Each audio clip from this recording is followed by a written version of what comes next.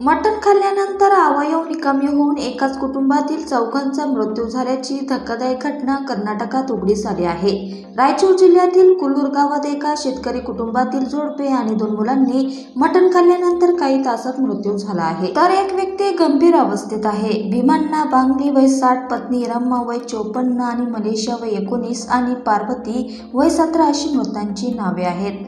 अन्नातून विषबाधा झाल्याने चौघांचा मृत्यू झाला असावा असा अंदाज रायचूरचे उपायुक्त नितीश के यांनी व्यक्त केला आहे। कुल्लूर गावातील बागली कुटुंब शेती करून आपला उदरनिर्वाह चालवत होते। गुरुवारी रात्री कुटुंबातील सर्व सदस्यांनी चपाती, मटण आणि कोशिंबीर खाल्ले, त्यानंतर ते झोपी गेले। मात्र मध्यरात्री सर्व सदस्यांची तब्येत बिघडली। शेजाऱ्यांनी सर्वांना Raichur institute of medical science मध्ये नेले, मात्र पहाटे 3 वाजण्याच्या सुमारास अनेक अवयव निकामी झाल्याने चौघांचा मृत्यू झाला। चौघांचे मृतदेह शवविच्छेदनासाठी पाठवण्यात आले आहे। कुटुंबाने सेवन केलेल्या अन्नाचे नमुनेही तपासणीसाठी हैदराबादच्या सायन्स लॅबमध्ये पाठवण्यात आले आहे।